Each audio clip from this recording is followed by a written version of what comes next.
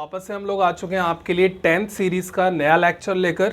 इस सीरीज में हम लोग वही चैप्टर कंटिन्यू कर रहे हैं, that is light reflection and refraction. आज का टॉपिक जो हम कवर करेंगे इस वीडियो में वो है बच्चों refraction through rectangular glass slab. आज की इस वीडियो को शुरू करने से पहले अगर आपने हमारे प्रीवियस लेक्चर नहीं देखे हैं तो प्लीज़ जाकर देखिए, तभी आपको ये लेक्चर अच्छे से समझ में आएंगे। तो without any delay let's get the ball rolling. तो आप लोग देख सकते हैं हमारे पास यहाँ पर एक ग्लास स्लैब है, ये कांच का टुकड़ा होता है, रेक्टेंगुलर शेप में है। यहाँ से हम लोग क्या करा रहे हैं, लाइट को इंसिडेंट करा रहे हैं। अब जिस एंगल से लाइट इंसिडेंट होगी इस सरफेस पर, उस एंगल को हम लोग क्या बोलने जा रहे हैं, that is angle of incidence. इस पॉइंट पे हम लोगों ने एक नॉर्मल खींचा। अब देखिए लाइट जो है एयर ग्लास इंटरफेस में आती है। जब लाइट रेयरर से डेंसर में जाती है तो हमने क्या पढ़ा है, it always band towards the normal. Light सीधे ना जाकर वो नॉर्मल की तरफ मुड़ जाती है कुछ इस तरीके से। और इसने लाइट ने बच्चों यहाँ पर क्या किया, रिफ्रैक्शन। तो यहाँ पर जो एंगल बनेगा अंदर नॉर्मल से रिफ्रैक्टेड लाइट तक का, दैट इज आर। तो यहाँ लाइट ने पहला रिफ्रैक्शन किया। अब जब ये लाइट रिफ्रैक्ट करके यहाँ पहुँचती है बॉटम साइड, तो यहाँ पर भी हम लोग क्या करते हैं, एक नॉर्मल खींच लेते हैं। अब देखिए इस बार बच्चों लाइट डेंसर में है, अब जब ये बाहर निकलेगी तो रेयरर में आएगी। और लाइट अगर डेंसर से रेयरर में जाती है बच्चों, then it bend away from the normal. ये सीधे ना जाकर नॉर्मल से अवे हो जाएगी इस तरीके से। और यहाँ पर एक बात और ध्यान रखेंगे आप लोग, देखिए जितना एंगल ये होता है आर, उतना ही एंगल ये होता है, अल्टरनेट अपोजिट एंगल। जैसे कि यहाँ पर एक जेड बनता हुआ आपको दिख रहा होगा इस तरीके से। जब भी जेड बने तो ये और ये एंगल हमेशा बच्चों बराबर होंगे। तो यहाँ पर आप देख सकते हैं ये एंगल आर है तो ये भी एंगल क्या होगा, आर। अब यहाँ एक बात और मैं आपको बता देता हूँ, जब भी लाइट लास्ट में निकल कर जाती है या किसी मीडियम को छोड़कर जाती है तो ये जो एंगल बनता है, this is called angle of emergent, that is E. ऐसा करते हैं कुछ देर के लिए हम लोग इन्हें नंबर डाल देते हैं, R1 R2, this is I and this is E। अब बच्चों बात आती है कि यहाँ पर चलिए हमने रिफ्रैक्शन देख लिया एक ग्लास स्लैब के थ्रू। अब यहाँ एक पॉइंट और है जो समझने का है, अगर ये ग्लास स्लैब नहीं होता तो लाइट को जाना था ऐसे सीधे। अब बच्चों यहाँ पर एक इंपॉर्टेंट पॉइंट ये है, अगर ये ग्लास स्लैब ना हो तो लाइट हमेशा अपने ओरिजिनल पाथ के थ्रू जाएगी। ग्लास स्लैब के आते ही लाइट ने यहाँ पर किया लेटरल शिफ्ट। अब बात आती है लेटरल शिफ्ट क्या होता है, तो लेटरल शिफ्ट का मतलब होता है लाइट का परपेंडिकुलरली शिफ्ट हो जाना, that is called lateral shift. तो आप देख सकते हैं लाइट बिल्कुल ऐसे जा रही थी, ग्लास स्लैब के आते ही वो इतना शिफ्ट हो गई। जा ऐसे रही थी, ग्लास स्लैब आया तो वो इधर मुड़ गई परपेंडिकुलरली। जो डिस्टेंस आप देख रहे हैं, this distance d is called lateral shift. तो सिंपली याद रखिएगा, लाइट का शिफ्ट हो जाना from its original path through glass slab, then it is called lateral shift, denoted by the symbol d। अब इसमें देखिए और कंडीशंस हैं, जब भी ग्लास स्लैब के थ्रू रिफ्रैक्शन होता है तो यहाँ पर जो एंगल I और एंगल E हैं ये हमेशा बराबर होते हैं। जितने एंगल से लाइट इंसिडेंट करती है उतने ही एंगल से लाइट इमर्जेंट करके जाती है। And angle R1 equal to angle R2। और यहाँ पर आप ये दो एंगल जो देख रहे हैं R1 R2, ये भी हमेशा बराबर होते हैं। तो ये दो कंडीशन आप लोगों को याद रखनी है फॉर लेटरल शिफ्ट। अब बात करते हैं कि सर ये जो लेटरल शिफ्ट है ये डिस्टेंस कम भी हो सकती है, ज़्यादा भी हो सकती है। तो ये जो D बना है, ये जो डिस्टेंस बनी है, किस पे डिपेंड करती है, चलिए आइए समझते हैं। लेटरल शिफ्ट यानी D डिपेंड अपॉन, पहला point thickness of glass slab. तो बच्चों हमारे पास पहला पॉइंट है, इस डिस्टेंस का कम या ज़्यादा होना डिपेंड करेगा ग्लास स्लैब की थिकनेस कितनी है, दैट इज T पर। T है यहाँ पर thickness of glass slab. Second point refractive index of glass slab, इस पर भी डिपेंड करती है D की वैल्यू की ग्लास का रिफ्रैक्टिव इंडेक्स कैसा है, refractive index of glass slab. Third one angle of incidence, कितने एंगल से लाइट को हम इंसिडेंट करा रहे हैं ग्लास स्लैब के ऊपर, इस पर भी निर्भर करता है बच्चों लेटरल शिफ्ट का कम ज़्यादा होना। और बच्चों फोर्थ पॉइंट है हमारे पास wavelength of light. Lateral shift इस बात पर भी डिपेंड करता है कि किस वेवलेंथ की लाइट डाली जा रही है। सो बच्चों this is all about lateral shift and refraction through glass slab. अब बच्चों हम लोग ये पढ़ने वाले हैं, मैंने आपको प्रीवियस लेक्चर में दिखाया था, अगर हम किसी भी पेंसिल को वाटर बीकर में डालते हैं तो वो आपको कुछ बेंड करती हुई नज़र आती है। तो इसके पीछे का रीज़न क्या है, चलिए आइए हम लोग समझते हैं। जैसे कि यहाँ पर आप देख सकते हैं ये हमारे पास वाटर है, वाटर में हम लोगों ने एक स्टिक को डाला हुआ है। अब ये स्टिक ह्यूमन आई को बेंड करती हुई नजर आएगी। समझते हैं कैसे बेंड करती है ये। जैसा कि यहाँ आप देख सकते हैं, जो पोर्शन पानी के अंदर डिप है वहां से रिफ्रैक्शन होना स्टार्ट होगा। अब जैसे कि हम इस पॉइंट को ले लेते हैं स्टिक के, यहाँ से क्या हो रहा होगा, रेज निकल रही होंगी। इस तरीके से हम लोग डाइवर्जिंग रेज निकालते हैं, क्योंकि ये पॉइंट ऑब्जेक्ट है इसलिए यहाँ से कैसी रेज निकल रही होंगी, डाइवर्जिंग। अब जब ये डाइवर्जिंग रेज बाहर की तरफ जाएंगी तो देखिए ये अभी डेंसर में है। ये रे ऑफ लाइट जो स्टिक से निकल रही हैं बच्चों, ये है डेंसर में। कहाँ जाने की कोशिश कर रही हैं, रेयरर में। तो हम लोग ऐसा करते हैं, इस पॉइंट पे एक नॉर्मल बना लेते हैं कुछ इस तरीके से, क्योंकि नॉर्मल के थ्रू रिफ्रैक्शन दिखाना काफ़ी सिंपलर रहता है। अब लाइट जब डेंसर से रेयर में जाएगी then it bend away from the normal, कुछ इस तरीके से। ये नॉर्मल से अवे हो जाएंगी दोनों रे ऑफ लाइट, और जब ह्यूमन आई इन दोनों रिफ्रैक्टेड रे ऑफ लाइट को देखेगी तो इस ह्यूमन आई को लगेगा ये दोनों रे ऑफ लाइट कहीं इस तरीके से पीछे से आ रही हैं। और जैसे ये दोनों यहाँ पर आके मीट करेंगी तो इस पॉइंट की जो इमेज है वो ह्यूमन आई को यहाँ दिखाई देगी, और इस तरीके से ये बैंड करती हुई नजर आएगी ह्यूमन आई को। यानी ये वाली जो स्टिक का पोर्शन है ये उसको इस तरीके से दिखाई देगा रिफ्रैक्शन के थ्रू। और रिफ्रैक्शन हुआ कैसे, इस स्टिक में से रेस गई, रिफ्रैक्ट हो गई, और जब ह्यूमन आई पे ये रेस पड़ती है उसको लगेगा कि ये वर्चुअली मीट कहीं यहाँ कर रही हैं, और वहीं इसकी इमेज शिफ्ट हो जाती है और हमको एक स्टिक बैंड करती हुई नजर आती है। अब बच्चों हम लोग ये देखते हैं कि जब भी हम किसी वाटर बीकर में कोई कॉइन या फिर कोई ऑब्जेक्ट डालते हैं तो वो हमको थोड़ा सा उभरा हुआ नजर आता है, हमको थोड़ा उठा हुआ नजर आता है। तो हम चलिए जानते हैं कि ऐसा हमें क्यों दिखता है। आंसर वही है, रिफ्रैक्शन के थ्रू। पर हम रे डायग्राम के थ्रू समझने जा रहे हैं कि किस तरीके से रे मीट करती हैं और इस ऑब्जेक्ट की एक वर्चुअल इमेज शिफ्ट हो जाती है ऊपर। चलिए देखते हैं। तो देखिए ये ऑब्जेक्ट है वाटर में, इसमें से कुछ रे ऑफ लाइट तो बिल्कुल सीधे चली जाएंगी, और जो लाइट हमेशा 90 डिग्री पे पड़ती है किसी मीडियम पे वो बिना रिफ्रैक्शन के चली जाती है बच्चों। अब इसमें से कुछ रे ऑफ लाइट डाइवर्ज कर रही होंगी इस तरीके से, ये डाइवर्जिंग रे है। यहाँ पे एक नॉर्मल बना देते हैं। अब देखिए डेंसर से रेयरर में जा रही है लाइट, ये लाइट डेंसर टू रेयरर में जा रही है, तो रिफ्रैक्शन होगा अवे फ्रॉम द नॉर्मल। और जब बच्चों ह्यूमन आई इसको देखेगी तो ह्यूमन आई को लगेगा ये रे कहीं पीछे से आ रही है। जैसे ह्यूमन आई इसे देखेगी तो ये रे कहीं यहाँ मीट करती हुई नजर आएगी, और इसी ऑब्जेक्ट की जो हमें इमेज है वो वर्चुअली बच्चों यहाँ पर दिखाई देगी, जिसकी वजह से ऑब्जेक्ट हमें उठा हुआ नजर आता है पानी के अंदर। अब बच्चों हम लोग आ चुके हैं अपने नेक्स्ट टॉपिक पे, that is total internal reflection. In short it is called as TIR। अब देखिए जैसे बच्चों यहाँ पर आप देख सकते हैं, यहाँ पर हमारे पास वाटर है और वाटर के अंदर एक लाइट सोर्स है, दैट इज बल्ब। अब इस बल्ब से हम लोग कुछ रेज निकालते हैं। एक रे को तो हम बिना रिफ्रैक्शन के बिल्कुल 90 डिग्री पे बाहर निकाल देते हैं, ठीक है। अब क्या होता है, इसमें से कुछ रेज आती हैं इस तरीके से, यहाँ नॉर्मल बनाते हैं। Ray of light trying to go from denser to rarer, तो यहाँ पर क्या होगा, लाइट रे नॉर्मल से अवे बेंड हो जाएगी कुछ इस तरीके से। अब क्या होता है, यहाँ पर एंगल I बन रहा है, यहाँ पर एंगल R बन रहा है, क्योंकि इन पॉइंट पे क्या हो रहा है, रिफ्रैक्शन। और बच्चों अभी हमारे ये एंगल काफ़ी कम है। अब ऐसा करते हैं, थोड़ा और एंगल बढ़ता है, अब एंगल ऑफ इंसिडेंस और बढ़ गया। अब क्या होता है, ये लाइट और ज़्यादा बेंड कर जाती है इस तरीके से, ये बन गया एंगल R। अब लाइट एक ऐसे एंगल पे इंसिडेंट होती है कि इस बार ये जो हमारी रिफ्रैक्टेड रे है वो बिल्कुल बच्चों वाटर सरफेस से टच होकर जाती है, कुछ ऐसे। ये एंगल I होगा, और इस बार जो हमारा रिफ्रैक्शन एंगल है वो कितना है बच्चों, 90 डिग्री।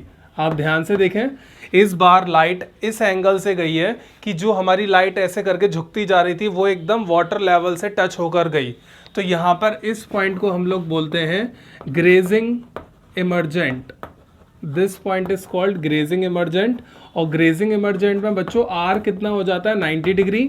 और जब भी ग्रेजिंग इमर्जेंट में रिफ्रैक्शन एंगल 90 हो जाए तो इस एंगल ऑफ इंसिडेंस को बच्चों हम लोग बोला करेंगे क्रिटिकल एंगल। और इस एंगल ऑफ इंसिडेंस पे हमें जो रिफ्रैक्शन एंगल मिलेगा that is 90 degree. That's why it is called critical angle. तो आपसे पूछा जा सकता है व्हाट इज क्रिटिकल एंगल, तो आप सिंपल ये बताएंगे कि एक ऐसा एंगल जहां पर रिफ्रैक्शन एंगल हमें 90 मिलने लगे, दैट्स कॉल्ड क्रिटिकल एंगल। अब देखिए आफ्टर क्रिटिकल एंगल क्या होगा, जैसी रे ऑफ लाइट बल्ब से जाएगी अब इस तरीके से, तो इस केस में क्या होता है, नॉर्मल हमने बनाया। अब इस बार आपने क्या नोटिस किया, लाइट जो है धीरे धीरे बेंड होती जा रही है। एक टाइम आया बिल्कुल सरफेस तक और इस पोजीशन में अब क्या होगा बच्चों, लाइट डेंसर में ही रिफ्लेक्ट कर जाएगी, reflect I am saying not refract. और यहाँ ये जो एंगल बनेंगे I and R, these angle are equal, और यहाँ पर हमारा क्या हो चुका है बच्चों, T I R. This is called total internal reflection. अब मैं ये सारी चीजें सम अप कर देता हूँ आपके लिए। सबसे पहले हमने क्या देखा कि जब हमारा इंसिडेंस एंगल क्रिटिकल एंगल से लेस होता है, देखिए ये क्रिटिकल एंगल वाला एंगल सबसे ज्यादा है और यहाँ वाले एंगल काफी छोटे हैं इससे। आई आपका अगर सी से कम है तो आपको हमेशा रिफ्रैक्शन मिलेगा। अगर आपका आई सी के बराबर है, आई अगर सी के बराबर है तो आपको क्या मिलेगा, that is grazing emergent condition मिलेगी आपको, ग्रेजिंग इमर्जेंट की। और अगली कंडीशन है अगर हमारा आई इंसिडेंस एंगल क्रिटिकल एंगल से भी बड़ा हो जाए, क्योंकि ये क्रिटिकल एंगल के बाद वाली कंडीशन है। अगर एंगल ऑफ इंसिडेंस ग्रेटर हो जाए क्रिटिकल एंगल से भी, then it is the condition of T I R. ये तीन कंडीशन काफी इंपॉर्टेंट है बच्चों, रिफ्रैक्शन कर्व, ग्रेजिंग कर्व और टी आई आर कर्व। अब यहाँ पर टी आई आर के लिए आप कुछ बॉटम लाइन याद रखें, जब भी रे ऑफ लाइट डेंसर से रेयरर में जाने की कोशिश करेगी, याद रखना लाइट डेंसर में होगी स्टार्टिंग में, जब भी लाइट डेंसर से रेयरर में जाने की कोशिश करेगी तो ये लाइट हमेशा डेंसर टू डेंसर ही रिफ्लेक्ट कर जाती है, that phenomena is called T I R. और ये टी आई आर हमेशा क्रिटिकल एंगल के बाद होता है, उससे पहले आपको कभी नहीं मिलेगा। और क्रिटिकल एंगल से पहले भी क्या हो रहा होगा, रिफ्रैक्शन। तो इन दो स्टेज के बाद हमें टी आई आर मिलता है, टोटल इंटरनल रिफ्लेक्शन। अब हमने टी आई आर पढ़ लिया है, अब हम बात करते हैं एक रिलेशन की जो होता है रिफ्रैक्टिव इंडेक्स और क्रिटिकल एंगल में। अभी रिलेशन क्या है बहुत ध्यान से सुने। यहाँ पर आप देख सकते हैं कि टी आई आर बनने से पहले क्या हो रहा था, क्रिटिकल एंगल का बनना, और लाइट कहाँ जाने की कोशिश कर रही है, वाटर टू एयर। तो हम लोग इस तरीके से लिख देते हैं, जैसे मान लेते हैं first medium, this is second, light जाने की कोशिश कर रही है सेकंड से फर्स्ट, ऐसे म्यू टू वन। अब यहाँ पर हम लोग अप्लाई कर रहे हैं स्नेल्स लॉ। तो यहाँ पर आप देखिए लाइट जब सेकंड से फर्स्ट में जा रही है तो उसमें एंगल ऑफ इंसिडेंस कितना है, सी के बराबर sine I upon sine R होता है, साइन आर, आर की वैल्यू कितनी है यहाँ पर 90 डिग्री। हम ये जो कंडीशन ले रहे हैं वो क्रिटिकल एंगल की ले रहे हैं क्योंकि उसी का रिलेशन हम लोग ड्राइव कर रहे हैं बच्चों। अब यहाँ 2 म्यू 1 इक्वल टू, आपका यहाँ पर आई किसके बराबर है, सी के बराबर, साइन 90 1 होता है, ठीक है। अगर आप इसमें म्यू टू वन को ओपन करें तो ये आपको मिलेगा म्यू 1 अपॉन म्यू 2। मैंने आपको प्रीवियस लेक्चर में इसको ओपन करना सिखाया था, पहले ये लिखेंगे mu 1 then mu 2 equal to sine C upon 1। और हम लोगों ने ये भी पढ़ा है एयर का रिफ्रैक्टिव इंडेक्स कितना होता है 1, तो 1 upon mu 2 equal to sine C, या फिर अगर मुझे म्यू 2 निकालना है तो वो कितना आएगा 1 अपॉन साइन सी के बराबर। ये रिलेशन होता है बच्चों refractive index and critical angle में, mu equal to 1 by sine C. चलिए अब आइए कुछ हम न्यूमेरिकल प्रैक्टिस कर लेते हैं। कि पहला न्यूमेरिकल है, लाइट जो है ना वाटर में जाती है इतनी स्पीड से, तो आपको वाटर का म्यू निकाल के दिखाना है कि कितना उसका रिफ्रैक्टिव इंडेक्स होता है। वेरी सिंपल वन, हमने अभी क्या पढ़ा था, refractive index equal to what, C by V. और ये रिफ्रैक्टिव इंडेक्स हम किसका निकाल रहे हैं, वाटर का, क्योंकि लाइट एयर से ही आ रही होगी वाटर में, ये अंडरस्टूड है, एयर टू वाटर, यानी अपने आप ये वाटर का निकल आएगा। स्पीड एयर में कितनी होती है 3 × 10⁸ डिवाइडेड बाई, ये है speed of light in medium, और मीडियम है यहाँ वाटर, इसको रख देते हैं हम लोग यहाँ, पावर कैंसिल आउट, ये होगा 3/2.25, पॉइंट हटाइए 2 0 लगाएं, और जैसे ही आप इसे डिवाइड करेंगे तो आपको आंसर मिलेगा यहाँ 1.33। ये आ चुका है बच्चों रिफ्रैक्टिव इंडेक्स ऑफ वाटर। अब बच्चों नेक्स्ट क्वेश्चन आप स्क्रीन पे देख सकते हैं, मैं उस क्वेश्चन में से गिवन कंडीशन लिख रहा हूँ। गिवन कंडीशंस आर, हमसे इसमें बोला जा रहा है कि हमारे पास लाइट मीडियम 1 से मीडियम 2 में जा रही है, एंगल ऑफ इंसिडेंस 45 डिग्री है, दैट इज आई। फिर आगे बोला गया एंगल ऑफ रिफ्रैक्शन भी दे रखा है 30 डिग्री। आपको रिफ्रैक्टिव इंडेक्स निकालना है 2 का with respect to 1। Also calculate refractive index of medium 1 with respect to 2। ये हमको इस न्यूमेरिकल में कैलकुलेशन करनी है। यहाँ पर मेंशन है जो लाइट है वो मीडियम 1 से मीडियम 2 में जाती है, ठीक है। तो इसके लिए हम रिलेशन कैसे लिखेंगे, म्यू 1 से 2 में जा रही है तो हमने स्नेल्स लॉ लगाया, क्योंकि आई और आर दे रखे हैं हमें, यहाँ देख सकते हैं आप लोग, sine I upon sine R I और आर की वैल्यू पुट कर देते हैं। Angle of incidence 45 and angle of refraction 30। अब आप इसे सॉल्व कर लीजिए। जैसे ही सॉल्व करेंगे साइन 45 1/√2, साइन 30 1/2।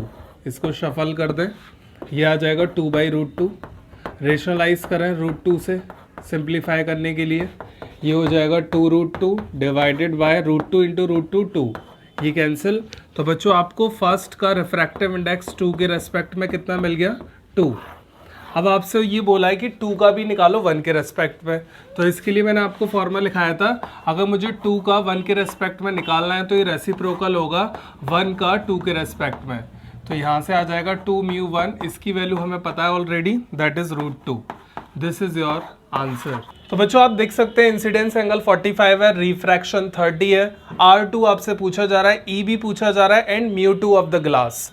कैसे किया जाएगा? Very simple one. हम लोग क्या करेंगे, मैंने आपको अभी टॉपिक में भी कॉन्सेप्ट बताया था। ये जो आपको दिख रहा है, ये जो आपको पोर्शन दिख रहा है, इसमें देखिए ऐसे जेड बन रहा है। तो जेड में ये एंगल और ये एंगल बराबर होते हैं। अगर ये 30 है बच्चों तो ये भी कितना हो जाएगा? 30। और अगली कंडीशन, यानी मैंने आपको पहले ही बता दिया, R1 R2 अगर ये हैं तो ये दोनों हमेशा होने वाले हैं बराबर। तो इसी के कारण ये 30 तो ये भी 30। अब एक और बात सुनिए, ये I है और ये क्या है? E। और ये भी मैंने आपको बताया था रिफ्रैक्शन थ्रू ग्लास स्लैब में angle I equal to angle E। तो यहाँ पर I कितना है हमारे पास? That is 45। तो आपके पास एंगल E कितना आ गया बच्चों? 45। तो R2 और E हमने कैलकुलेट कर लिए। अब बात करते हैं μ2 की। तो देखिए μ2 है बच्चों ग्लास स्लैब का रिफ्रैक्टिव इंडेक्स। हम लोग क्या करते हैं, यहाँ इस पॉइंट पे हम लोग स्नेल्स लॉ लगाते हैं। देखिए कैसे, लाइट हमारी मीडियम 1 से 2 में जा रही है और हमको इंसिडेंस और रिफ्रैक्शन पता ही है, साइन 45 डिवाइडेड बाय साइन 30। अब इसको मैंने आपको ओपन करना सिखाया, μ2 बाय μ1, साइन 45 1/√2, साइन 30 1/2। इनको शफल कर दें, μ2। अब देखिए μ1 है बच्चों एयर का रिफ्रैक्टिव इंडेक्स, और एयर का कितना होता है रिफ्रैक्टिव इंडेक्स? 1। ये आपको मिल जाएगा दिस 1। μ2 इक्वल टू, रेशनलाइज करें √2 से। जैसे ही आप रेशनलाइज करते हैं तो देखिए ये हो जाएगा μ2 equal to 2√2 divided by √2 into √2 2। ये cancel out, refractive index of the glass is √2। तो इस तरह के क्वेश्चन बच्चों आपको आने चाहिए। सिंपल कैसे किया हमने? स्नेल्स लॉ का यूज करके और रिफ्रैक्शन थ्रू ग्लास स्लैब का कंसेप्ट समझकर। तो देखिए बच्चों क्वेश्चन है हमारे पास, एक टैंक में पानी भर दिया 40 सेंटीमीटर तक, वाटर का रिफ्रैक्टिव इंडेक्स 4/3 है, दैट इज μW। अब आपसे बोला जा रहा है कि एपरेंट डेप्थ बताएं टैंक की व्हेन सीन नॉर्मली। जब कोई ऑब्जर्वर इसको बिल्कुल परपेंडिकुलर व्यू लेगा इसका, यानी ऊपर से देखेगा इस तरीके से, तो उसको ये जो बेस है ना टैंक का, ये थोड़ा सा ऊपर उठा हुआ नजर आएगा। तो उसी की हाइट पूछी जा रही है। जैसे मान लीजिए ये जो टैंक का बेस है वो सपोज करो उसे इतना दिखाई देता है यहाँ पर, तो वाटर लेवल से ये जो डेप्थ है ये एपरेंट डेप्थ इसे बोलते हैं। जब कभी भी रिफ्रैक्शन के बाद जो हमें दिखाई देता है दैट इज एपरेंट डेप्थ। कहाँ से ली जाती है? वाटर लेवल से लेके जहाँ तक इमेज बन रही है, इसको स्मॉल h बोल देते हैं। आपसे ये स्मॉल h पूछा जा रहा है। तो ऐसे क्वेश्चन के लिए बच्चों हमारे पास फॉर्मूला होता है, refractive index of water equal to real depth upon apparent depth. इस फॉर्मूले को नोट डाउन कर लें, this is real depth and this one is apparent depth. Apparent means होता है जस्ट नकली की जो इमेज बनी है। अब यहाँ पर आप क्या करें, h आपको चाहिए, small h equal to capital H upon μW। Values put करनी है। अब h equal to capital H है हमारे पास 40, वाटर का रिफ्रैक्टिव इंडेक्स गिवन है 4/3। शफलिंग करें इसकी, यू विल गेट 40 इंटू 3/4। ये 4 से कैंसिल आउट हो जाएगा 10 times. You have the answer that is 30 centimetre. यानी जो हमारा 40 सेंटीमीटर तक टैंक फिल है, आपको जो है 30 सेंटीमीटर पर इमेज दिखाई देगी टैंक के बेस की। यानी ऐसे यहाँ तक देखिए, यहाँ तक 40 है, अब यहाँ से 30 सेंटीमीटर मेज़र कर लीजिए, वहाँ पर इस टैंक की आपको इमेज दिखाई देगी। इस तरीके से क्वेश्चन किए जाते हैं based on real and apparent depth. आज के लेक्चर के लिए हम लोग इतना ही रखते हैं। अब हम आपसे मिलते हैं अपने नेक्स्ट लेक्चर में।